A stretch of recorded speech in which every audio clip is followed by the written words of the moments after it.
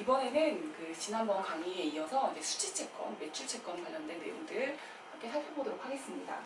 지난 시간에 그 처음 도입부에 그 수치채권 같은 경우에 처음에 이제 인식에 대해서 살펴보고, 그 다음에 평가에 대해서 살펴보고, 할인하는 파트까지 보통 받으러 온 매출채권 이런 거 할인하는 파트가 나오는데, 이렇게 이제 알아본다고 말씀드렸는데, 이제 내용 간단하게 나와 있으니까 보시고, 오늘 그 문제 푸는 개수 봐가지고 할인 파트는 이제 다음번 강의에 진행할 수 있다는 걸 이제 말씀을 드리겠습니다. 처음에 이제 인식 파트 내용 보겠습니다.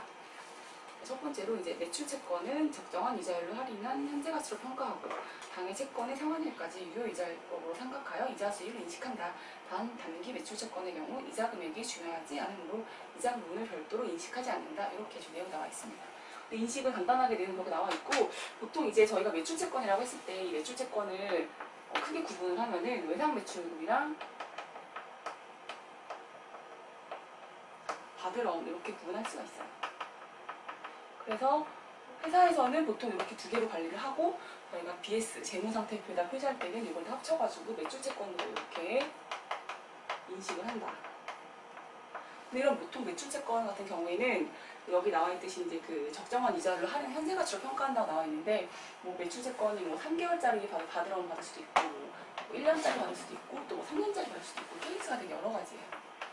이런 여러 가지가 있는데, 보통 이제 1년 이내 받으러 온의 만기 뭐 외청매출금을 주기로 한 날짜가 뭐 1년 이내인 경우에는 보통 현재 가치를 산정을 하지 않습니다. 산정하지 않는데, 보통 이제 1년 이상으로 장기 매출채권에 해당하는 경우에는 사실 지금의 100만 원과 3년 뒤에 100만 원은 금액이 다르겠죠. 그만큼 이제 암묵적인 이자가 다 존재한다고 봐야 되거든요. 그래서 이런 그 암묵적인 이자들을 고려를 해가지고 현재 가치를 구해야 한다. 이게 이제 포인트가 되겠습니다. 그래서 여기 보면은 장기 매출채권의 경우에는 그 암묵적인 이자를 할인을 해서 매출채권의 현재 가치를 구하고, 그 암묵적인 이자들을 이제 조금씩 인식해가는 그런 회계 처리를 하게 됩니다. 근데 보통 뭐 외상 매출금 받으러 오면은 명시적인 이자가 보통 나와 있지는 않은데, 명시적인 이자가 나와 있는 케이스가 이제 채권이나 이런 케이스가 나오는데, 그런 명시적인 이자가 있는 경우에는 그 명시적인 이자 인식을 하겠죠. 근데 여기는 보통 외상 매출금은 뭐 이자율이 얼마나 이런 개념은 아니잖아요. 그렇기 때문에 암묵적인 이자들이 있고, 것들을 같이 고려해서 현재 가치를 평가한다. 이렇게만 알아두시면 될 것 같고, 이거는 이제 향후 계산 문제를 같이 풀면서 그 유효이자율법에 대해서 같이 이제 알아볼 겁니다. 그래서 인식은 하는 건 이렇게 간단하게 말씀을 드렸고, 그다음에 이제 평가 부분 보시겠습니다. 평가 부분은 보통 평가라는 거는 기중에 거래가 일어나고, 기중에 이제 매출채권 거래들이 일어날 거예요. 기중에 매출채권 뭐 증가했다가 감소했다가 이런 거래들이 발생하는데, 그러고 나서 이제 기말이 됐을 때 평가라는 작업이 발생하게 됩니다. 기말에 평가를 하게 되는데, 아까 말씀드린 매출채권의 뭐 대금이 회수되고 매출채권이 새로 이제 증가하게 되고 이런 케이스 말고, 이번 평가 개념은 보통 이제 대손 충당금 관련된 개념이라고 보시면 되겠습니다. 대손 결정. 매출채권이 우리가 100만 원이 있는데, 이 100만 원 중에 100만 원이 모두 다 회수 가능한 금액인지, 아니면은 이건 거래처가 준다고 했는데 못 줄 것 같은 이런 금액들이 섞여 있단 말이에요, 매출채권에. 그래서 이 못 줄 것 같은 금액들을 대략적으로 계산을 해서 대손 충당금으로 반영을 해야 됩니다.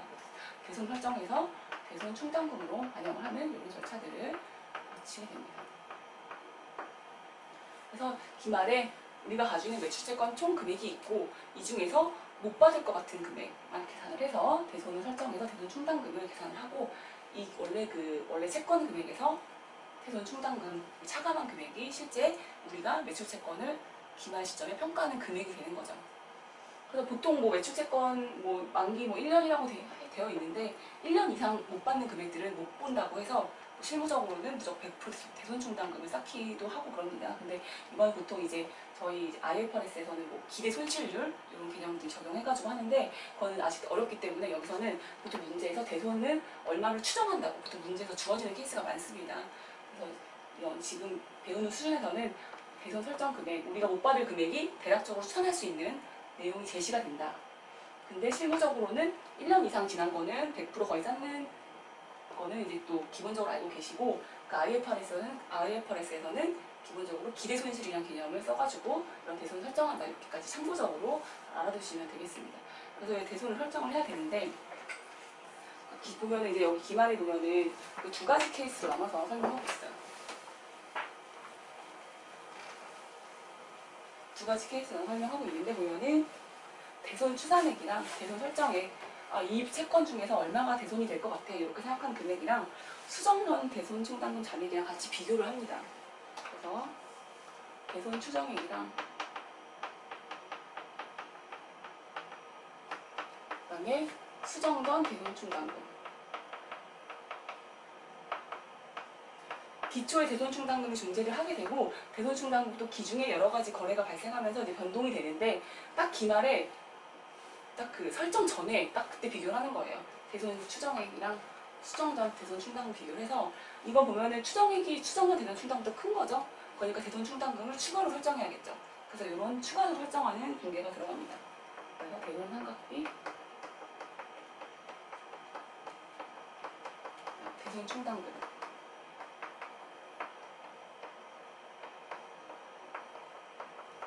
기말 시점에 내가 실제로 대손 이만큼 생길 거라고 추정한 금액이랑 수정 전 대손 충당금 금액이랑 비교를 해서 대손 추정액만큼이 결국 대손 충당금으로 기재가 돼야 되는 거예요. BS에.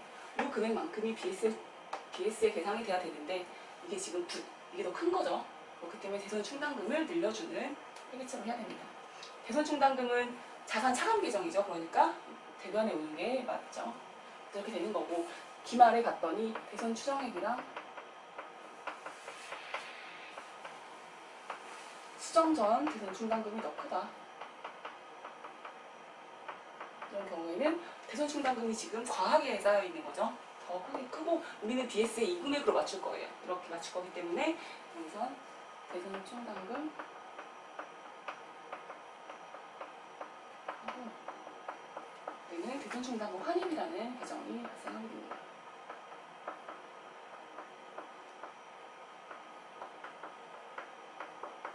그래서 이렇게 두 가지 기말에 이런 회계처리들이 생긴다. 여기는 대손 충당금을 늘리는 분계를 한 거죠. 대손 충당금을 증가시키는 분계. 충당금 증가. 그리고 여기는 충당금을 감소시키는 분계가 발생하게 됩니다. 충당금 감소. 네, 그 반대 상대 계정은 여기는 비용 처리가 되는 거고 여기는 수익 처리가 되는 거죠.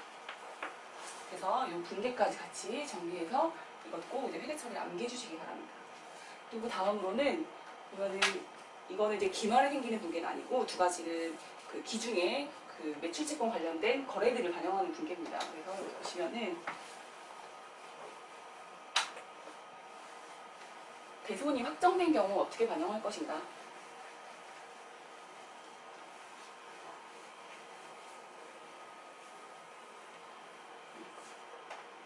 대손이 확정된 경우에는 이미 이거는 그 채권이 의미가 없는 채권이 되는 거예요. 이 채권은 돈을 받을 수가 없는 채권인 거예요. 이미 대손 처리돼가지고 끝난 거예요. 그래서 이거를 재각처리라고 하거든요. 이 재각처리라고 했을 때 채권을 없애준다 이렇게 생각하시면 돼요. 근데 그 채권에서 충당금이 같이 달려있을 거잖아요.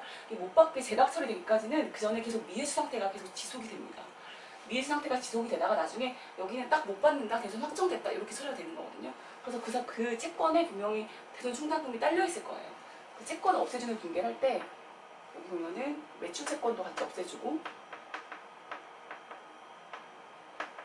원래 매출 채권은 자산 계정이기 때문에 차변 계정이죠. 근데 이걸 없애주는 분계니까 대변에다가 매출 채권을 쓰고 그다음에 여기다가는 같이 매출 채권에 딸려있던 대손 충당금을 제거시켜줍니다. 그래서 이게 재각 처리할 때 회계 처리가 되는데 이 회계 처리도 이제 기본적으로 기억해 주셔야 됩니다. 기억해 주셔야 되고 그다음에 재각된 매출 채권이 후속적으로 이제 다시 입금이 된 거예요. 후속적 회수.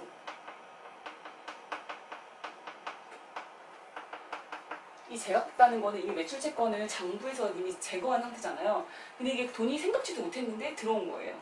그래서 지금 매출 채권이 안 남아 있잖아요. 회사 입장에서는. 그렇기 때문에 이때 회계 처리는 다시 이거를 살려주는 회계 처리를 해야 돼요.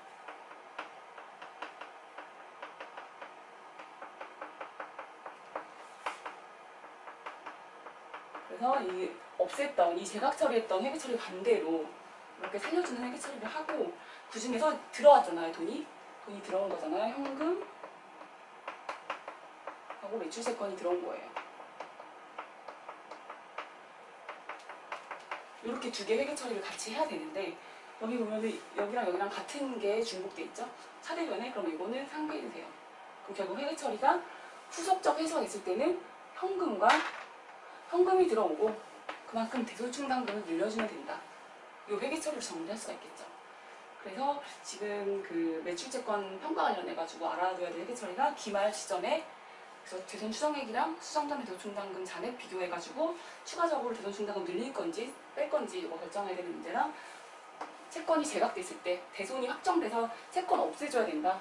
그랬을 때는 채권 없애주고 대손 그거에 딸려있던 대손충당금 없애주는 회계 처리고 후속적으로 회수가 됐을 때는 이거 회계 처리 똑같이 반대로 오는 거죠. 돈이 들어왔으니까. 그래서 매출 채권 다시 살려주고 이 채권이 회수가 된 거니까 돈이 들어온 거 가지고 회계 처리 해주는데 이게 보통 두 개 상계가 되니까 현금이 차변, 대손충당금이 대변이다. 이렇게 암기를 해주시는 게 좋습니다. 그래서 이 분계를 이용해가지고 나중에 이제 계산 문제 같이 다뤄보도록 하겠습니다.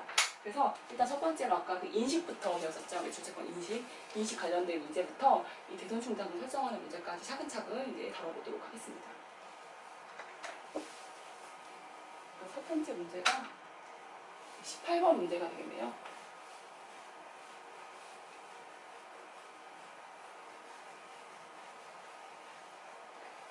18번 문제는 그 인식과 관련된 문제라고 볼 수도 있지만 기본적인 그 재무회계에서 T계정을 다루는 T계정 관련된 문제를 풀 때 접근하는 내용입니다. 그래서 기본적으로 이제 매출채권 관련돼가지고 T계정 이용해서 푸는 문제 기본적인 거 한번 풀어보시고 그 다음에 그 장기 할부채권들 할인하는 내용들 같이 풀어보도록 하겠습니다. 일단 18번 문제. 되게 간단한 문제인데 이런 내용들을 이용해서 이제 푸는 문제들이 출제가 되니까 한번 같이 보도록 하겠습니다. 네, 다음은 공사의 2000X1년도 회계자료 중 일부이다. 이를 이용하여 물음을 답하시오.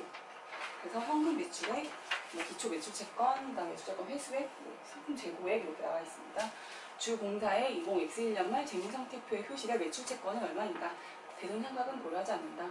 그래서 이렇게 나와 있을 때 기초, 기말 이런 표현이 나와요. 예를 들어서 이런 표현이 나오면은 요거는 T계정을 그려라 이렇게 생각하시면 돼요. 이렇게 문제에서 주어진다는 얘기는 결국 기초, 기말 잔액 고려해가지고 금액을 추산을 해서 푸는 문제가 많기 때문에 일단 T계정을 먼저 그리고 시작합니다. 그래서 여기 보면 상품 재고이죠. 상품 재고 가 있고 그 다음에 여기는 매출채권 기초 기말이 있는 것들을 제가 일단 T계정 그리고 하라고 말씀드렸습니다. 그래서 여기서 이제 T계정을 이렇게 그려야 된다는 거는 이제 의미가 섰을 텐데 여기서 이제 T계정 항목들이 어떻게 구성되어 있는지 알아야겠죠. 그래야지 여기다 숫자를 넣을 수가 있으니까 구성되어 있는지 알아보면 여기 상품 재고 같은 경우에는 처음에 이제 이게 자산 계정이죠. 자산 계정은 무조건 차변에 가는 거예요. 보통 돈을 주고 자산을 샀을 때 차변의 자산이나 비용 하고 현금 이런 식으로 회계처리가 되겠죠. 돈이 나가고 자산이 들어오거나 비용이 발생하거나 이런 식으로 처리가 되기 때문에 보통 자산 계정은 차변이다 이렇게 생각하시고 기준 거래는 다 여기서 생긴다. 그러니까 기초 금액이 여기 나왔습니다. 그래서 기초 상품 재고는 12만 원. 그리고 상품 같은 경우에는 이제 제조하는 업체가 아니죠. 상품을 사오겠죠. 상품이니까 상품을 사오든 상품을 매입하는 케이스가 있어요. 매입. 상품을 사와서 파는 이런 업종이 되는 거죠. 여기는 상품 매입액이 여기 상품을 매입했다는 거는 자산이 증가했다는 거죠. 그렇기 때문에 차변에 쓰는 게 맞는 거죠. 그리고 상품이 이제 팔렸어요. 팔리면은 이건 팔린 거는 매출원가가 되는 거고 팔린 부분 매출원가. 그다음에 이 팔리지 않은 부분은 기말 재고로 남게 되겠죠. 기말로 남게 되고 여기 보면은 기말 상품 재고액이 그래서 상품 재고의 그런 T계정은 기초 플러스 장기 매입한 금액이 차분에 들어가고 그다음에 이제 나중에 기말 시점에 팔린 부분은 매출원가로 반영이 되고 팔리지 않은 부분은 기말 재고로 반영이 된다. 이렇게 T계정을 이렇게 그릴 수가 있어요. 그리고 그 다음으로 이제 매출원가 같은 경우에는 기초 금액이 여기 똑같이 자산이기 때문에 기초 금액이 여기다가 기재가 돼요. 기초 매출채권은 8만 원. 근데 매출채권이 증가하는 케이스가 뭐가 있겠어요? 매출이 실제로 발생해야지 매출채권이 일어나겠죠? 근데 여기에는 현금 매출액만 나와 있고 매출 자체는 주어지지 않았어요. 매출. 외상 매출이라고 쓸게요. 외상 매출. 매출을 하게 되면 매출채권이 증가하죠. 그렇기 때문에 여기도 차변에 증가하는 거고, 또 기말 시점에 이제 보면은 매출채권이 또 이제 그 거래처에서 돈을 갚는 케이스들이 있겠죠. 돈을 갚는 케이스들이 있으면 이제 회수가 되면 매출채권이 있어요. 그럼 회수가 되면 매출채권이 감소하는 거죠. 그렇기 때문에 대변에다가 쓰는 거다. 이런 것도 헷갈리시면 분개를 해보시면 현금이 들어오고 매출채권이 감소가 되겠죠. 그러니까 매출채권은 대변 계정에다 쓴다. 이렇게 분개를 간략하게 해보시면 좀 더 이해가 됩니다. 기초에서 기초 금액 여기 자산 계정이니까 기초에 쓰는 거고, 매출이 일어나면 매출채권이 증가하니까 차변 계정에 쓰는 거고, 이렇게 이해하시고, 이건 매출채권이 감소하니까 돈이 들어온 거죠. 회수액 했어요. 여기 회수액을 보면은 26만 원. 그럼 나중에 여기 보면은 저 기말이 남는 거예요. 기말. 이렇게 T계정을 이렇게 두 개를 그리실 줄 알아야 돼요. 제가 이거 숫자를 넣으면서 진행했지만 딱 그냥 상품재고 T계정, 매출채권 T계정은 안 보고 그리실 수, 바로 직관적으로 넣으실 수 있을 정도로 좀 훈련이 되셔야 돼요. 그래서 그게 조금 이해가 안 가실 때는 이렇게 이런 회계 처리 같이 기억하시면서 차변 대변을 맞춰가지고 쓰신다. 이렇게 기억하시고 이제 문제로 더 들어가서 이렇게 T계정에다 숫자를 알맞게 넣었는데 여기서 이제 물어보는 거는 매출채권 기말 잔액을 물어봤어요. 그래서 결국은 우리가 구해야 될 거는 요 금액을 구해야 되는 거죠. 이 금액을 물어보는 건데 일단 상품 재고에서 매출 원가 금액을 산출할 수가 있어요. 이거를 매출 원가 금액을 계산을 하면은 21만 원이 됩니다. 그래서 21만 원 매출 원가를 금액을 계산을 했고, 그다음에 여기서는 그러면 이제 외상 매출이 얼마나 했는지를 기억을 해야 되는데, 저희가 보면 여기 그 매출 총이익이 9만 원이라고 나와 있잖아요. 그럼 매출 총이익은 매출에다가 매출 원가. 원가를 삭감한 게 매출 총이익이죠. 매출이 현금 매출도 같이 포함시켜야 됩니다. 현금 매출. 그리고 외상 매출. 외상 매출을 구해야 되고, 그 다음에 원가가 21만 원이죠. 근데 매출 총이익이 9만 원이 나왔어요. 그래서 이게 역산을 하면은 외상 매출 금액이 여기서 계산이 되는 거죠. 외상 매출 금액이 여기서 25만 원으로 계산이 됩니다. 그래서 여기서 25만 원을 기재를 하죠. 그래서 기초에다가 단기 매출한 거 더하고 회수한 금액을 차감하면은 기말 금액이 7만 원으로 계산이 됩니다. 그래서 정답은 2번이 되겠습니다. 그래서 이런 T계정 그리는 거 꼭 보시고 이걸 한 번 더 다음 문제에 같이 더 훈련을 해보도록 하겠습니다.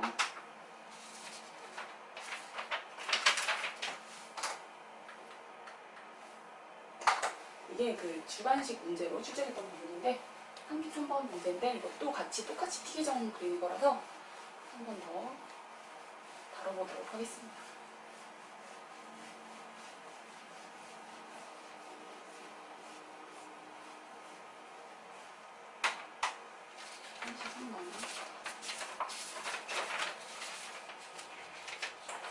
X1년 초부터 X1년 말까지 1년 동안 근무하였던 주공사의 자금 담당자가 매출채권을 횡령하고 잠적하였다.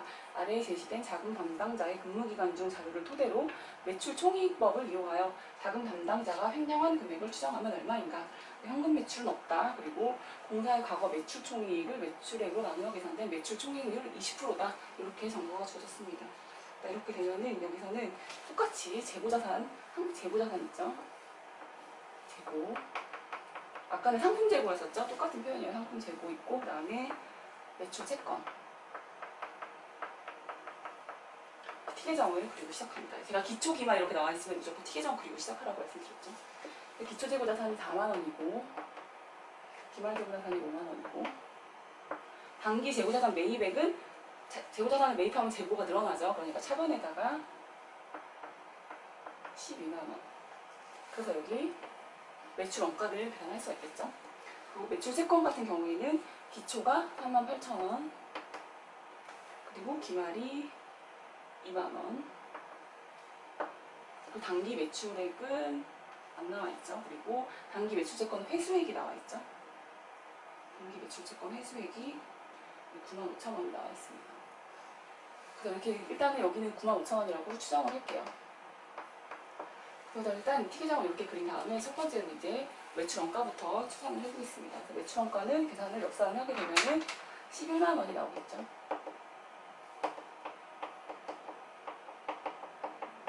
매출 원가가 계산이 돼요. 그럼 매출 원가가 11만 원인데서 매출 총이익률이 20%라는 걸 알 수 있죠. 이렇게 하고 매출에서 매출을 추정하는 거죠. 매출 원가 12만 원을 매출 추정하는데 매출 원가에다가 매출 원가율로 나누면 매출 금액이 나오겠죠. 그래서 매출 원가가 11만 원이고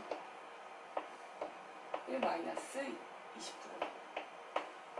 이렇게 해서 매출 원가 매출액을 계산을 하게 되면 137,500원이다.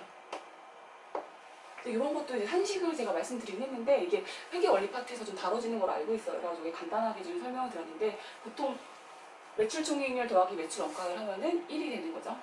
그리고 이런 식으로 이제 아까처럼 계산할 때 매출에서 매출 총이익, 매출 원가를 차감하고 매출 총이익 이렇게 나왔을 경우에도 이렇게 한번 계산을 해보시면은 좀 더 이렇게 산식이 더 금방 와닿아요. 매출이 이거를 수정을 하는 건데 매출 원가가 11만 원이고 매출 원가율이 이게 75%였던 거잖아요. 20%였던 거잖아요. 매출 총이익률이 20%이기 때문에 매출 계산할 때는 차감을 해서 계산한다. 이렇게까지 같이 연결시켜서 이런 한식도 같이 기억해 주시기 바랍니다. 그래서 매출 원가가 12만 원이 산출이 됐어요. 그리고 여기 보면은 단기 매출액, 현금 매출액은 없다고 그랬죠. 그래서 매출액을 추정을 해야 되는데 이 매출액이 여기 계산이 됐죠. 137,500원.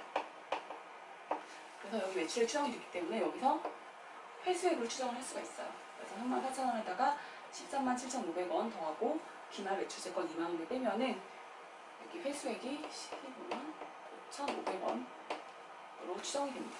근데 실제로 여기 보면은 단기 매출채권 회수액이 95,000원이라고 기재가 되어 있죠. 그래서 이 차이가 그 자금 담당 직원이 횡령을 한 금액으로 추정을 할 수가 있는 겁니다. 그래서 여기서도 차이를 계산을 하게 되면은 금액이 65,500원이 되겠죠. 이게 이제 주관식 문제였기 때문에 보기는 없고 65,000원을 도출을 해야 되는 이런 문제였습니다. 그래서 여기서 키포인트는 T계정 이거 두 개 그리는 파트가 있었고 매출 총이익률이 주어졌을 때 매출 원가를 역산해가지고 매출액을 구하는 거 산식 이거까지 같이 꼭 기억해 주시기를 바랍니다. 그래서 이렇게 이 문제 T계정 이용해가지고 계산하는 문제까지 알아봤습니다. 네, 그 다음으로는 그 장기 할부 채권에 대해서 유효이자율법으로 인식하는 이런 내용들을 다룬 두 가지 문제에 대해서 다뤄보도록 하겠습니다. 첫 번째로 17번 문제를 다뤄볼 건데 공사는 20X1년 1월 1일에 원가가 450만 원인 상품을 판매하면서 그 대금은 매년 말 200만 원씩 3회에 걸쳐 현금으로 수취하도록 하였다. 본 거래로 20X1년도와 20X2년도의 포괄손익계산서상 당기순이익은 각각 얼마나 증가되는가 해가지고 이렇게 X1년 2년 당기순이익에 영향 미치는 금액들 이렇게 모두 나와 있습니다. 그래서 여기서 첫 번째로 보실 거는 20X1년도랑 20X2년도에 당기순이익이 얼마나 반영될 것인가를 할 때는 어떤 계정을 구해야 되는지를 아셔야 돼요. 근데 20X1년도에 같은 경우에는 상품을 판매했죠. 그렇기 때문에 매출 총이익이 발생을 하게 되고 그 다음에 여기서 보면은 이게 유효이자율법으로 이자를 인식하는 금액이기 때문에 이자 수익이 발생한다. 그리고 2002년도에도 진짜 똑같이 발생하게 되겠죠. 이거 이자 수익. 그렇게 계정 과목으로 물어보면은 문제를 풀기가 쉬운데 이렇게 단기순이익에 영향 미치는 걸 생각하실 때는 좀 더 문제를 생각하셔야 됩니다. 그래서 매출 총이익 같은 거 그냥 안 하고 넘어가실 수 있겠죠. 이렇게 같이 이걸 계산하는 게 문제에서 물어보는 거다. 이렇게 알고 계시고 이제 문제를 다뤄보겠습니다. 이제 첫 번째로 이렇게 장기 할부 금액이 나온 경우에는 타임라인을 일단 그리셔야 돼요. 이거는 이제 무조건 그리기 시작하셔야 되는데 이렇게 뭐 유효이자율법 나오는 파트가 여기서도 나오고 그다음에 유가증권 채권 쪽에서도 나오고 사채 쪽에서도 나오고 유효이자율법이 나오는 파트들이 많은데 이렇게 나올 때는 무조건 이렇게 타임라인을 그리고 시작해라. 20X1년도 1월 1일 12월 31일 X2년 12월 31일, 그 다음에 X3년 12월 31일 이렇게 타임라인을 그립니다. 그래서 이때 매출이 발생한 거죠. 매출이 발생한 거고 200만원씩 3회에 걸쳐 횟수가 됩니다. 그래서 이렇게 그리고 시작을 하면 돼요. 근데 여기서 이제 기본적으로 이자 수익을 구하려면은, 그러니까 매출 총이익 먼저 이제 간단하게 구해볼게요. 매출 총이익은 매출액에서 원가를 빼야겠죠. 근데 이 매출액을 구하려면은 첫 번째로 이제 이 200만원씩 받기로 한 거에 현재 가치 금액을 알아야 돼요. 현재 가치 금액을 알아야 되는데 한번 보겠습니다. 매출 총이익은 처음에 매출을 내서 원가를 차감해야 되는데 매출 금액을 산출해야 된다. 근데 매출 금액은 이거를 600만원으로 인식할 수는 없는 거예요. 1년 뒤에 받는 200만원과 2년 뒤에 받는 200만원 금액이 같은 금액이 아닌 거죠. 그래서 이 200만원에 대한 금액을 20X2년도 1월 시점으로 다 현재 가치를 계산을 해야 됩니다. 그래서 이 세 가지 금액에 대한 현재 가치를 계산을 해라. 그래서 이걸 매출로 계산을 하고 원가는 450만원으로 주어졌죠. 그 차이가 매출 총이익이 된다. 이렇게 기본 개념 잡으시고 이거를 이제 할인을 한 금액을 줘야 됩니다. 그러면은 200만원씩 매년 들어오는 거죠. 그러면 이게 단일 금액이 아니라 이거는 연금이에요. 매년 들어오는 거는. 그래서 정상연금 1년의 현재 가치 금액이 주어져 있어요. 그래서 200만원에다가 3년이죠. 3년에 대한 현재 가치 금액 2.48685 이 더한 게 결국에는 우리가 처음에 매출로 인식할 금액이다. 그리고 그 금액 역시 또 매출 채권으로 인식할 금액이 되겠죠. 그래서 이렇게 구한 게 매출 금액이고 여기서 원가가 450만원을 차감을 하면은 매출 총이익이 매출 총이익 이 47350 700 금액이 산출됩니다. 그래서 이게 매출 총이익은 이렇게 계산이 됐어요. 그 다음으로는 이제 이자 수익 금액을 구해야 되는데 보통 제가 이제 유효이자 수업이 나올 때는 그 삼각표를 그릴 것을 좀 권고를 많이 드리는 편이에요. 그래서 이거는 타임라인 빼고 밑에는 좀 살짝 지울게요. 여기서는 사실 삼각표를 완벽하게 그리기는 조금 어렵지만 그렇다고 하더라도 처음에 개념적인 이해를 하실 때도 그렇고 삼각표를 일단 그리는 거를 권해드립니다. 그래서 삼각표를 어떻게 그리시냐, 처음에 X1년 초, X1년 도발, 그 다음에 X2발, X3발 이렇게 삼각표를 그리고 첫 번째 여기다가 유효이자, 액면이자, 한가계, 그다음에 여기서 이제 회수액이 또 수월이 들어갑니다. 그리고 이제 장부가액. 근데 길게 그리면은 이게 모든 케이스를 다 반영할 수 있어요. 근데 이 문제에서는 액면이자가 없죠. 액면이자가 없기 때문에 이거는 필요가 없다. 이 파트에서는. 나중에 근데 사채나 채권 쪽에 가면은 그때 액면이자가 있어요. 그래서 유효이자 빼기 액면이자가 삼각계에 해당이 되는 거지만 이 문제에서는 액면에 이자가 없죠. 액면이자가 없기 때문에 이게 없어지는 거고 대신 여기 회수액이 있죠. 그리고 채권에서는 또 채권이나 사채 같은 경우에는 중간에 이렇게 분할 상환되는 케이스가 없죠. 그때는 이 회수액 컬럼이 없어지는 거예요. 이제 모든 칼럼을 다 적으면 이 칼럼으로 해석할 수가 있다. 그래서 이 칼럼 중에서 이제 문제에 따라서 맞게 적으시면 되는 거예요. 그래서 아까 X1년 초 현재 가치 구한 금액이 49 713 700 이렇게 구했죠. 그러면 이거에 대해서 1년 동안 여기에다가 10%를 곱한 이자가 발생하게 됩니다. 그래서 계산을 하게 되면은 497730 이게 여기다 10% 금액만큼 유효이자가 발생하는 거고 여기 액면이자가 없는 거고 이만큼이 이제 한가격이 되는 거예요. 근데 여기서는 또 200만원씩 매년 회수가 되고 있죠. 200만원 회수가 됩니다. 그래서 여기서 497730에다가 이걸 더하고 회수액은 채권 잔액이 그만큼 없어지는 거죠. 그래서 차감을 해줘요. 그러면 여기 금액이 이렇게 계산이 되는 거예요. 이렇게 계산할 수가 있고 그래서 여기서 X1년 이자 수익 금액이 이게 된다는 걸 알 수가 있어요. 그리고 X2년 이자 수익 금액은 347만 1,070원에다가 또 10%를 곱한 금액이 X2년도에 유효이자가 됩니다. 그래서 347 107 그리고 액면이자 없고 여기도 삼각형이 똑같이 347 107이죠. 회수액이 200만원. 그렇게 되면은 3471,070에다가 이거 상가액 더하고 그 다음에 회수액을 빼면은 여기가 8277. 그래서 이게 X2년 말 장부가액은 이렇게 되는 거고 이자 수익 금액은 이렇게 인식이 된다. 이렇게 알 수가 있죠. 그리고 여기서 또 X3년 말에다가 10%를 곱한 금액이 들어가는데 이게 여기 보면은 여기에서 10% 곱한 금액은 181817 이렇게 돼야지 맞잖아요. 근데 이게 보통 마지막 연도에는 약간 단수차의 조정이 들어갑니다. 그래서 이걸 단수차의 조정하면은 823이 되고 이건 없는 거고 그 다음에 똑같이 그리고 200만원 회수가 되면은 181만 8,177원에다가 이거 더한 다음에 회수액 차감하게 되면 여기가 잔액이 여기 됩니다.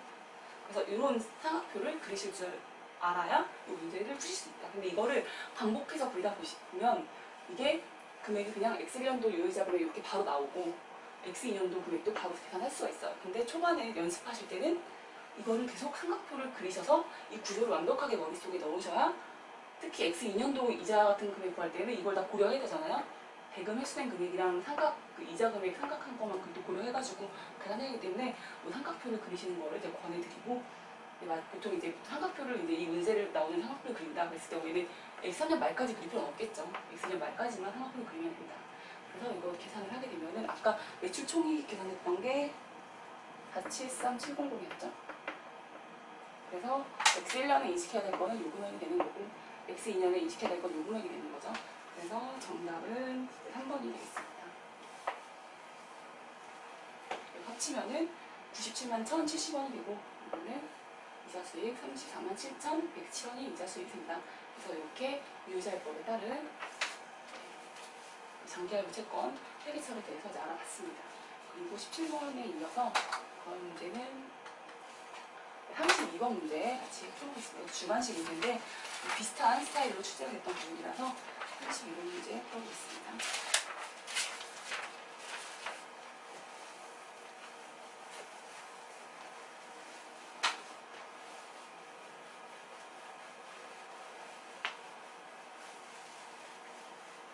여기는 이제 설명이 좀 많이 앞부분에서 됐다고 생각하고 좀 빠르게 문제를 풀어보겠습니다. 공사는 20X2년 7월 1일에 토지를 매각하면서 20X3년 6월 30일부터 20X5년 6월 30일까지 매년 6월 30일에 4만원씩을 수령하기로 하였다. 20X2년 7월 1일 유효이자를 연 10%일 때 동토지 매각과 관련하여 주 공사가 2003년도 포괄손익계산서에 인식할 이자 수익은 얼마인가? 평가계수는 아래표를 이용하고 이자는 월할 계산한다. 이렇게 나와 있습니다. 그래서 여기서 보시면 똑같이 이제 장기 할부 문제 패턴입니다. 그래서 타임라인을 그려보면 20X2년 7월 1일에 내 토지를 매각했고 그다음에 X2년 7월 1일에 4만원이 들어오고 X2년 7월 1일이니까 X2년 6월 30일 X3년 1년 지났으니까 X3년 6월 30일이죠. 그리고 X4년 6월 30일 그다음에 X5년 6월 30일 해가지고 4만원씩 들어온다. 그쵸? 근데 여기는 보니까 X3년도 포괄손익계산서에 인식해야 할 이자수익이에요. 그렇기 때문에 X3년도는 여기 20X년 여기죠. X3년도 초 1월이죠. 그리고 X3년도가 그래서 이자가 이렇게 가운데로 인식이 돼야 돼요. 그래서 첫 번째 연도 이자에다가 반 더하고 두 번째 연도 이자에다가 반 더하는 금액이 들어가야지 X3년도에 이자 수익을 구할 수가 있다. 그래서 약간 좀 난이도가 살짝 있는 문제가 되겠죠. 기본적으로 딱 그 기수에 해당하는 것만 풀면 좋은데 이거는 이렇게 계산을 하고서 다 반씩 더해서 계산을 해야 되는 케이스가 발생합니다. 보통 유효자율법을 구할 때 연도별로 구하는 게 아니라 이런 그 대금 분할 그 기준일 기준으로 유효자를 그리기 때문에 이것도 한번 유효자율법으로 딱 생각표를 그려볼게요. 네, X3 6월 30, X4 6월 30, X5 6월 30. 그래서 아까 좀 중복됐던 부분들 빼고 그다음에 수치, 그다음에 장부가액. 그래서 처음에 이 금액들 4만원, 4만원, 4만원을 할인한 금액으로 계산해야겠죠. 4만원에다가 정상연금 3년이기 때문에 2.48685를 곱한 금액, 이게 여기에 들어가 있죠. 4만원 곱하기 2.48685를 하게 되면은 매출 시에는 99474 금액으로 매출이 인식이 되게 됩니다. 그래서 삼각표로 그리면 첫 번째는 여기다가 10%를 곱한 게 447이고, 그다음에 4만원이 횟수가 되었고, 6고 421이다. 그리고 여기다가 또 10%를 곱하죠. 사이에다가 4만원 횟수가 되고, 그다음에 316, 313, 그다음에 여기서도 이제 보통 그 단수정 해야 되기 때문에 4만원으로 하겠습니다. 이게 10% 곱한 금액이라 좀 차이가 있죠. 근데 마지막 해에는 단수정을 한다.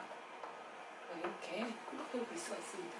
그러면은 X 3년도에 연속된 거는 첫 번째 유효이자의 2분의 1, 그 다음에 두 번째 유효이자의 2분의 1 더한 금액만큼이 X 3년도에 기록이 되겠죠. 그래서 9947 나누기 2, 이게 7월 1일부터 10월 말까지이기 때문에 12분의 6이 되는 거기 때문에 나누기를 했습니다. 9사의 12분의 6이죠. 이렇게 계산을 하게 되면은 금액이 4974에다가